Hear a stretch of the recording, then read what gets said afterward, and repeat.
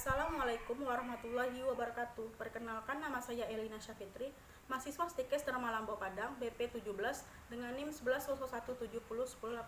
Melalui video ini, sebagai pengganti pertemuan dalam rangka seminar proposal karya tulis ilmiah mahasiswa tingkat akhir Stikes Dharma Lampau Padang, saya akan mempresentasikan proposal karya tulis ilmiah saya dengan judul Analisis Keterkaitan Kualitas Koding Diagnosa Pasien Rawat Inap dengan Pending Claim Inasi Bigis di RSUD Dr. Rasidin Padang tahun 2020. Sebelumnya, saya mengucapkan terima kasih kepada para pihak yang telah berkontribusi dalam pembuatan proposal karya tulis ilmiah ini.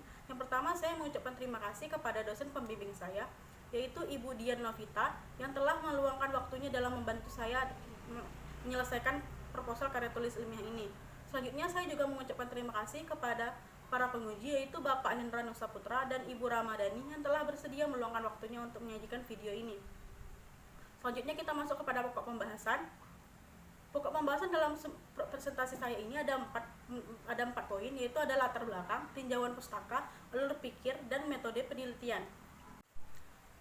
Baiklah, kita masuk kepada pokok pembahasan yang pertama, itu adalah latar belakang. Latar belakang ini adalah hal-hal yang melatar belakangi saya tertarik untuk mengangkat permasalahan ini untuk diteliti. Yang pertama itu ada dispute pending claim yang disebabkan oleh kualitas koding diagnosa. Yang kedua, koding diagnosa merupakan dasar dalam penentuan besaran tarif inasi bigis. Yang ketiga, validity kode atau ketepatan kode penting dalam meningkatkan keakuratan dan kekonsistenan data yang akan terkode serta untuk menentukan kode si bigis. Selanjutnya kita masuk pada hasil survei.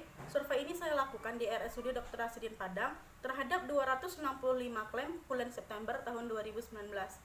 Adapun 13,21% atau sebanyak 35 diantaranya itu adalah pending claim. Saya membagi pending claim ini menjadi tiga poin penyebab. Yang pertama itu adalah administrasi sebesar 51,4% atau 18 klaim pending. Administrasi ini artinya adalah klaim-klaim yang terkendala pada bagian administrasi seperti kepesertaan pasien dalam BPJS. Selanjutnya, yang kedua itu adalah pelayanan, yaitu 8,5% atau sebanyak 3 klaim. Pelayanan ini adalah artinya adanya ketidakkonsistenan antara apa yang dilaporkan dengan apa yang dilampirkan pada saat pengajuan klaim. Yang terakhir itu adalah coding sebanyak 40% atau 14 klaim. Coding ini saya juga membaginya menjadi dua penyebab utama, yaitu completeness atau kelengkapan dan juga validity ketepatan. Adapun duanya ini memiliki hasil yang sama, yaitu sebanyak 42,85% atau sebanyak 6 klaim yang dipending. Baiklah, selanjutnya kita masuk kepada pokok pembahasan yang ketiga, yaitu rumusan masalah. Rumusan masalah dalam penelitian saya ini adalah bagaimana keterkaitan kualitas koding diagnosa pasien rawat inap dengan pending claim inasi bigis di RSUD Dr. Rasidin Padang tahun 2020.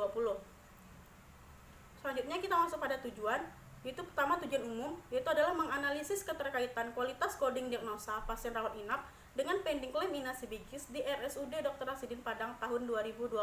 Selanjutnya tujuan khusus, ini yang pertama adalah menganalisis komponen input kualitas koding diagnosa pasien rawat inap reliability dengan pending claim inasi bigis di RSUD Dr. Rasidin Padang tahun 2020. Selanjutnya, menganalisis komponen proses kualitas koding diagnosa pasien rawat inap validity dan completeness dengan pending claim inasi bigis di RSUD Dr. Rasidin Padang tahun 2020.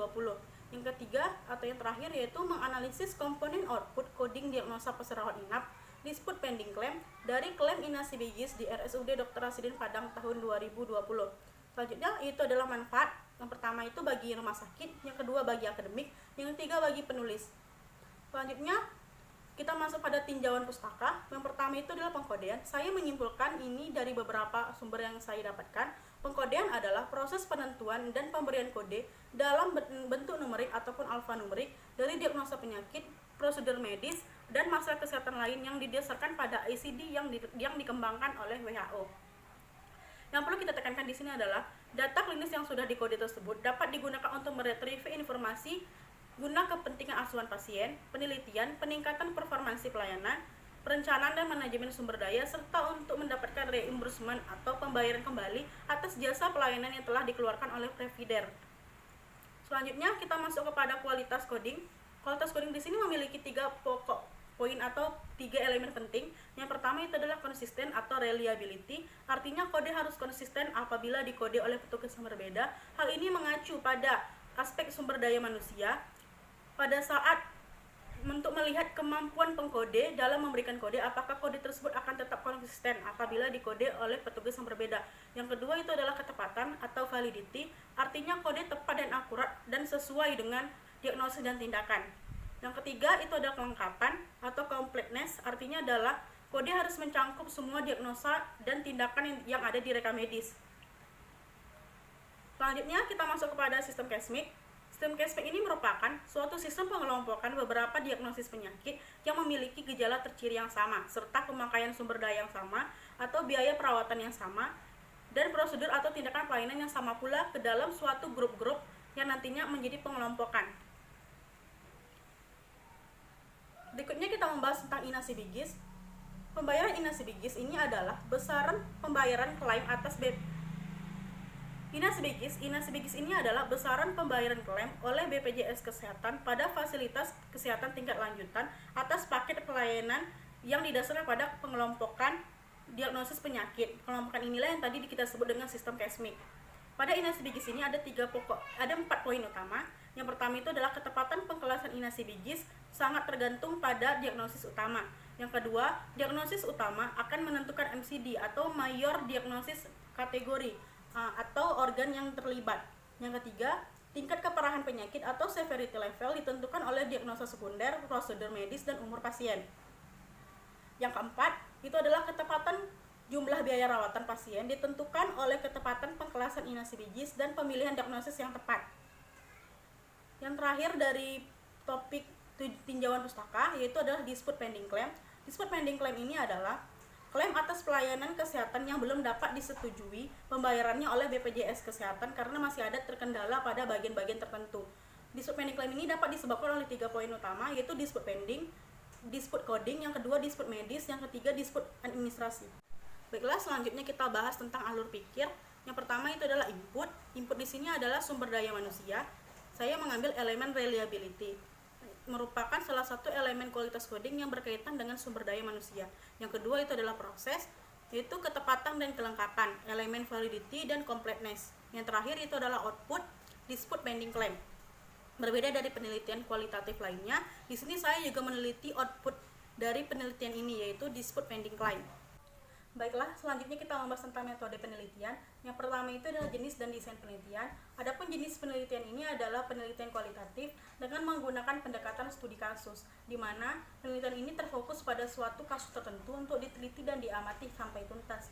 Selanjutnya kita membahas tempat dan waktu penelitian dan sumber data. Adapun tempat dari penelitian ini adalah di RSUD Dr. Rasidin Padang dan dilakukan pada bulan April hingga Mei 2020. Selanjutnya kita membahas sumber data. Sumber data ini yang pertama adalah sumber data primer. Data primer ini adalah data yang telah ada di rumah sakit. Dan yang kedua adalah data sekunder, yang merupakan data yang saya temukan sendiri saat di lapangan. Yang berikutnya kita membahas tentang teknik pengumpulan data. Adapun teknik pengumpulan data dari penelitian saya ini ada 2, yaitu pertama wawancara yang dilakukan terhadap kepala instalasi rekam medis, petugas coder, dan petugas penginputan INA-CBGIS. Selanjutnya itu adalah observasi, yaitu pengamatan terhadap objek atau subjek penelitian. Baiklah, berikutnya kita membahas tentang teknik pengolahan data. Adapun 3 langkah teknik pengolahan data dalam penelitian kualitatif ini adalah yang pertama itu reduksi data. Reduksi data adalah kegiatan menajamkan analisis, mengelompokkan, mengkategorisasikan ke dalam tiap-tiap permasalahan dalam bentuk uraian singkat, membuang yang tidak perlu dan mengambil yang perlu. Yang kedua, itu adalah penyajian data. Penyajian data dalam penelitian kualitatif biasanya berbentuk uraian singkat, bagan, ataupun flowchart. Yang terakhir adalah menarik kesimpulan atau verifikasi. Kesimpulan dalam penelitian kualitatif biasanya adalah temuan baru yang belum pernah ada sebelumnya. Yang terakhir, kita membahas tentang teknik analisa data. Adapun langkah-langkah dalam teknik analisa data ini ada 5, yaitu yang pertama reduksi data, merupakan identifikasi satuan unit. Yang kedua itu kategorisasi, adalah kegiatan memilah-milah setiap satuan ke dalam bagian-bagian yang memiliki kesamaan.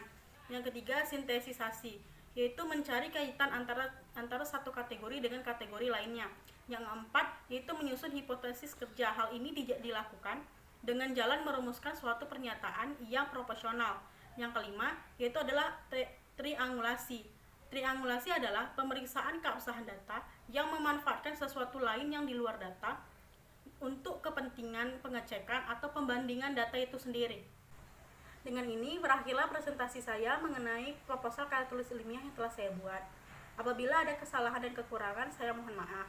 Saya juga mengucapkan minal aizin wal faizin, mohon maaf lahir dan batin dalam rangka menyambut bulan suci Ramadan 1441 Hijriah. Semoga kita dapat berkumpul di lain kesempatan dan di lain waktu. Akhir kata, atas perhatian Bapak dan Ibu, saya ucapkan terima kasih. Assalamualaikum warahmatullahi wabarakatuh.